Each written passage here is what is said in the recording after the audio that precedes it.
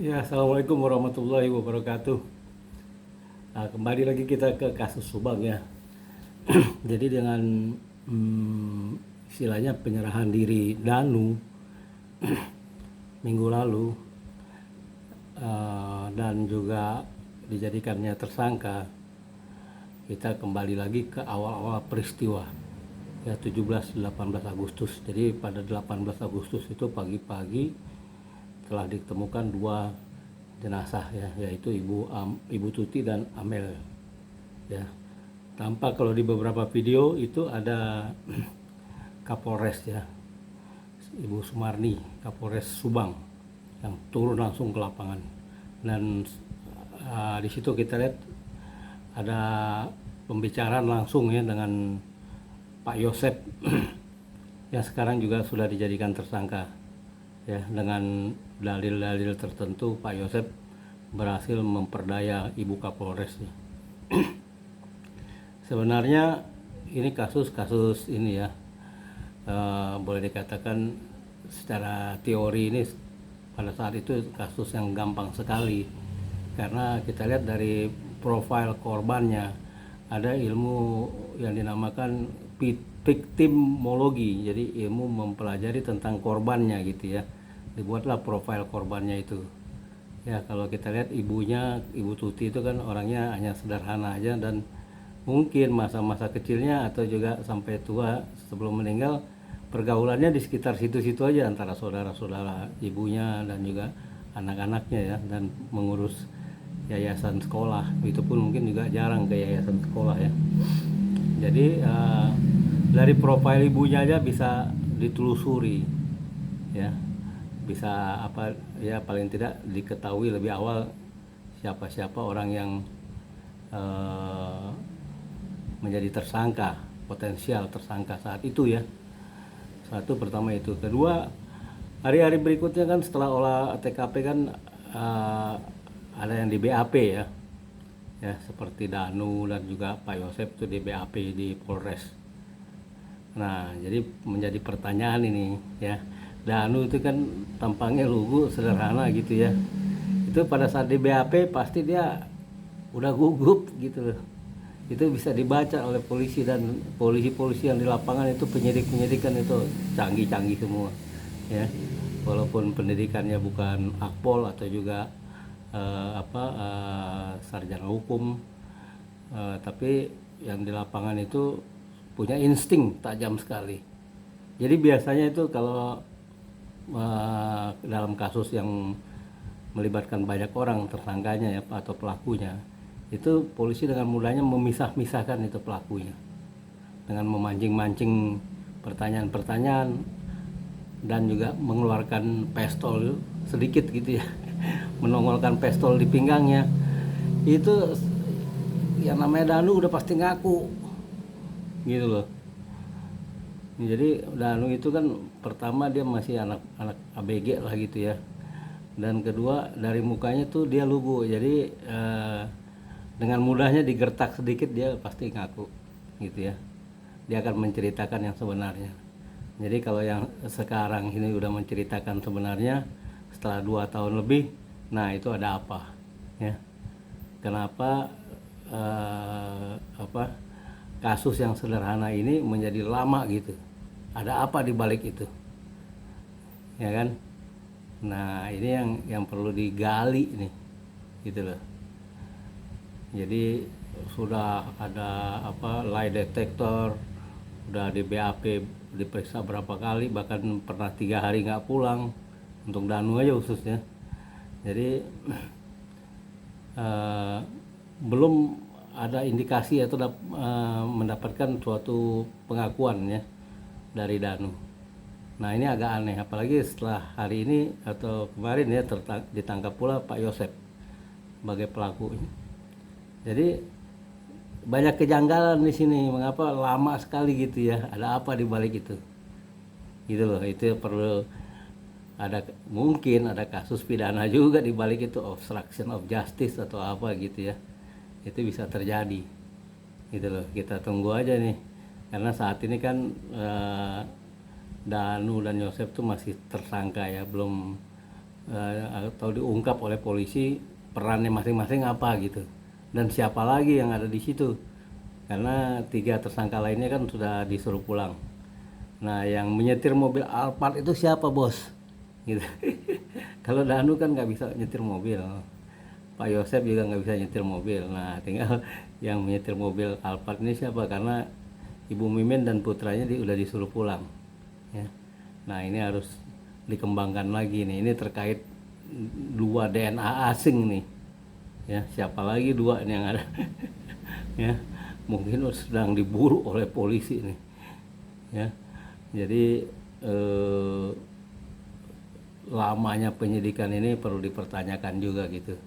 Sedangkan Danu itu menyerahkan diri, artinya dia udah nggak sanggup lagi menahan kejaran-kejaran secara fisiologis ya, kekhawatiran dari kejaran polisi, dikejar-kejar arwah para almarhumah, dan juga adanya penyesalan di sini ya.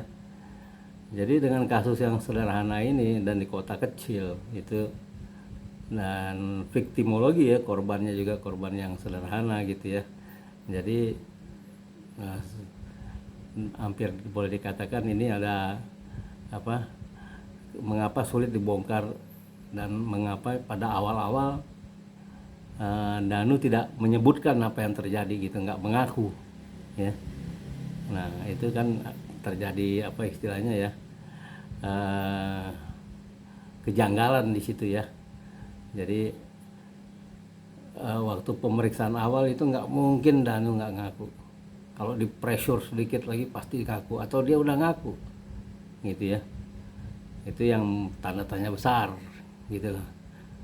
Karena olah TKP itu 2 hari kan udah selesai ya. Jadi di situ pasti ada puntung rokok, sidik jari di mobil Alphard ya, dan juga sidik jari di dalam rumah atau di kamarnya itu gitu loh. Jadi saksi-saksi yang pada saat itu dipanggil, biasanya itu polisi dalam penyidikannya dipisah, nanti dipancing, di sana udah ngaku, tinggal kamu aja yang belum ngaku nih ya, di meja lainnya gitu ya, atau di tempat lainnya.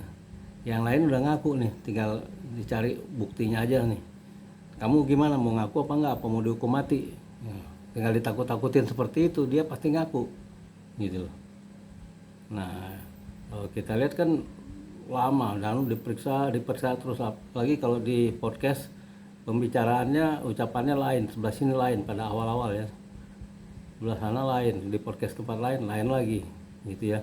Ada di podcast Kianom katanya dia malam-malam itu keluar jam 3 pagi mau beli nasi goreng gitu, dan melihat 2 orang yang dia kenal katanya sedang ada di depan rumah itu. Nah, sekarang pada saat pengakuan dengan polisi lain lagi ceritanya gitu loh. Jadi kejanggalan ini perlu diselidiki ya oleh Propam. Propam Polda Jabar atau Propam Mabes Polri ya. Jadi ada apa di balik ini gitu, kejanggalan-kejanggalan yang membuat kasus ini berlarut-larut lama gitu ya. Jadi ini tingkat Polres saja atau Polsek aja sih sebentar udah mengaku, karena Danu itu kan mentalnya nggak cukup, apalagi kalau dia baru pertama melakukan hal yang ini atau melakukan kasus pidana lainnya ya. Dia nggak mungkin mangkir gitu pada saat awal, dia udah gemeteran gitu. Jadi kalau orang masuk kantor polisi, kalau ada kesalahan masuk di depan pos saja, dia detak jantungnya itu udah naik gitu. Nah, di situ kan pada saat itu dilakukan pemeriksaan pakai lie detector ya. Jadi itu tambah gugup lagi di situ. Tapi kok dia bisa tenang, santai gitu ya. Itu ada keanehan itu. Berarti ada orang yang meyakinkan dia gitu, kamu tidak bersalah. Gitu ya. Itu yang membuat dia muter aja di podcast mana aja mau, di wawancara aja mau. Tapi kalau saya lihat wawancara di podcast terakhir dia sedikit lemes, badannya lebih kurus ya. Jadi pertama-tama tidak ada kejahatan yang sempurna ya. Itu polisi udah canggih, selain pengalaman di lapangan, dia kan apalagi di tingkat atas itu kan dia berpendidikan tinggi ya. Akpol, mungkin sarjana hukum, mungkin juga di Akpol kan belajar kriminologi, S2 PTIK belajar kriminologi selain belajar umum ya. Jadi penyidikan polisi itu selain secara teori, mereka insting di lapangannya dan strategi melakukan penyidikan itu polisi udah pengalaman semua, udah serba canggih gitu. Tapi mengapa pada tahap awal dia nggak mengaku, itu pasti ada kejanggalan gitu ya, karena basicnya ini pelaku kejahatan itu masuk kantor polisi udah gemeteran, nggak mungkin santai-santai ya. Kalau pemeriksaannya saat itu umumnya ini polisi itu dia dipisah-pisahkan ya, dipancing-pancing, ini ngaku di sana udah ngaku, kamu belum ngaku, cerita yang benar, sambil nongolin pistolnya gitu. Pasti ketakutan dia dan akhirnya ngaku gitu. Nah, ini yang jadi pertanyaan, mengapa sampai 2 tahun nih, 2 tahun lebih baru mengaku gitu ya. Dan nanti kalau salah-salah lagi ngaku, berubah lagi ininya pernyataannya lagi, nanti sebentar begini. Wah itu udah parah itu, sekarang kan udah jadi tersangka, nanti kalau berubah lagi, wah dijeblosin aja dari nanti seumur hidup itu ya, nggak dijadikan justice kolaborator lagi gitu. Karena selalu berubah-ubah, dalam podcast A lain lagi, podcast B lain lagi. Kemarin podcast yang terakhir itu yang udah nyerah, udah lemes ya gitu ya, badannya lebih kurus nampak dan mukanya agak semraut gitu ya. Podcast dengan Subang Hijau dan satu lagi siapa itu.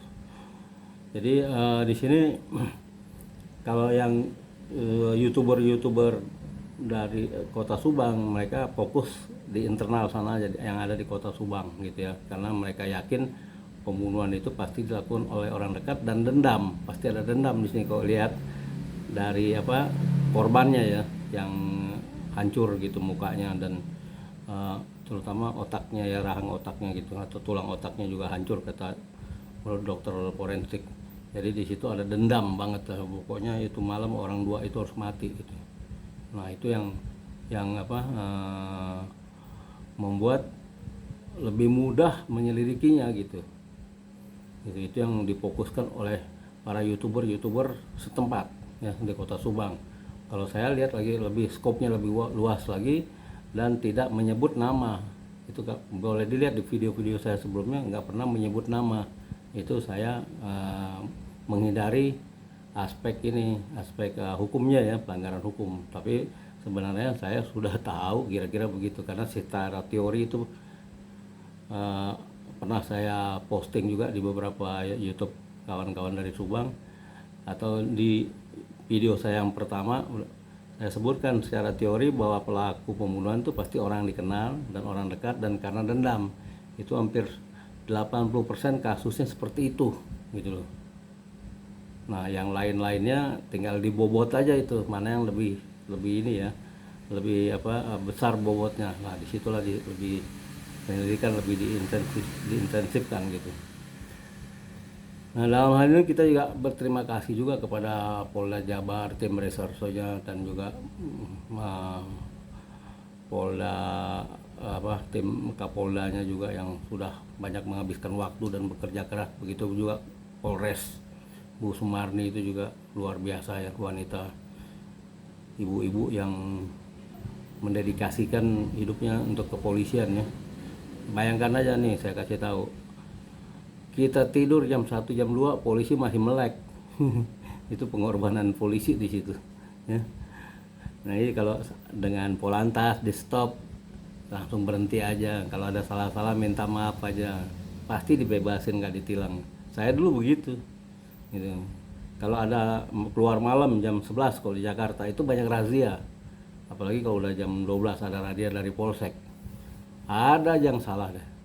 Itu biasanya razia lalu lintas dan razia KTP, SIM dan lain-lain, senjata tajam atau narkoba gitu ya. Nah kalau ketemu salahnya, katakan lampu sen mati, ini mati, terus pentil lah nggak standar, ban nggak standar, ya minta maaf aja gitu. Jadi nggak akan ditilang, ngomong aja sama komandannya itu, perwira yang lagi tugas, dan mohon maaf dan ini lagi begini dan lagi ada acara ini itu alasannya banyak. Pasti komandannya bilang ya udah jalan loh, anak kolong dasar lo. Biasanya begitu. Jadi tapi Polantas itu yang atau ada razia kita harus hormati, karena Polantas itu udah mendedikasikan waktunya untuk kepolisian dan keamanan bersama kan. Kalau di razia kan demi keamanan bersama. Kalau sebagian orang nggak lengkap, pelanggar hukum akan membuat kecelakaan kepada pengendara lainnya gitu kan. Kalau di razia siang-siang yang lagi ngantuk udah tiba-tiba banyak polisi, kita jadi aware gitu ya, udah berhenti gitu, waktunya istirahat, ngobrol-ngobrol dulu sama polisi gitu. Itu caranya. Jadi kita harus hormati juga polisi, semua polisi, apalagi reserse itu tidurnya di bawah pohon. Tidurnya berdiri di bawah pohon, jadi luar biasa ya. Kita ini aja doakan agar kasus ini terbongkar semuanya ya, karena ada 2 DNA asing dan sopir mobil Alphard itu belum tahu siapa gitu ya. Nah itu mudah-mudahan polisi segera dapat mengungkapkan kasus ini sebaik mungkin dan membawa ke pengadilan gitu ya, agar demi keadilan bagi korban, bagi warga Subang yang ketakutan terus hidupnya selama ini ya, selama 2 tahun, karena pelakunya psikopat, kejam. Dan ketiga, bagi netizen, youtuber netizen yang sudah luar biasa begadang-begadang untuk mencari inspirasi atau mencari informasi. Baik kalau gitu, assalamualaikum warahmatullahi wabarakatuh.